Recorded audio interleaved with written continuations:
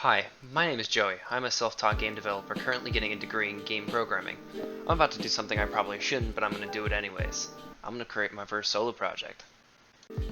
So in Aeterna, you are playing a man trapped between worlds, the human world and this fantasy land named, well, Aeterna.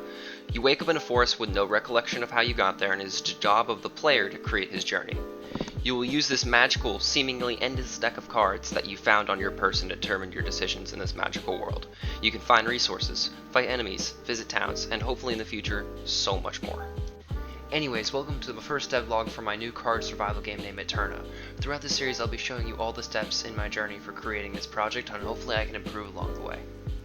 My inspiration for this project actually came from my final for one of my game programming courses, where I made a prototype version of this game for my final, where I got praising remarks from my peers and teacher. So I thought, let's remake it with the knowledge that I've gained since then and try to make the best game that I can. So, let's dive in. There are some other games that heavily helped the initial inspiration for this project. I've always been a fan of survival games, and they've been my favorite game genre for a while. I've always wanted to make a game like Minecraft or Terraria with my own unique twist.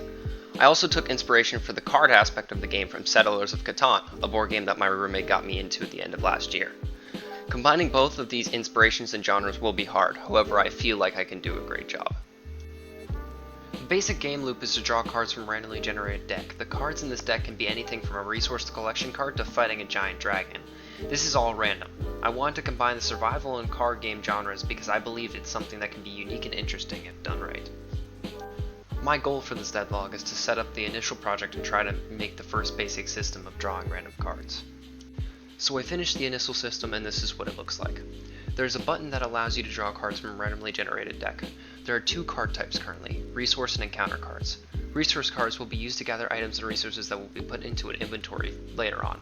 The encounter cards can be anything from fighting enemies to finding a traveling merchant that can sell you goods. I also started on the initial item and enemy systems in order to make this system work as intended. So here's how it turned out. It's definitely not a bad start, however there is one glaring problem. It is ugly. So I took straight to Aspray and drew open quick initial item and enemy sketches and plopped them straight into Unity. I think they turned out great as I have never tried to do any art of any nature in my previous work as a developer. Tell me what you think in the comments. Now this looks a lot better. I'm glad I was able to figure out that a little bit of polish and art was needed in order to make this not look like a dumpster fire. With that being said, the final stop is to head to the Trello and track our progress. The next step is more initial basics and, adding an inventory system. In future videos there will be a lot more content as I will be doing a lot more progress on the game.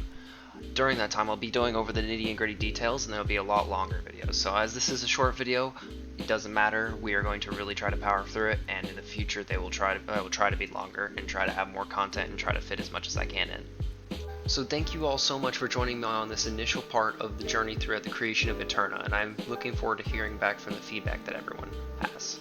I will be getting a new mic in the future, so hopefully the next devlog will sound 100 times better. Thank you again and goodbye.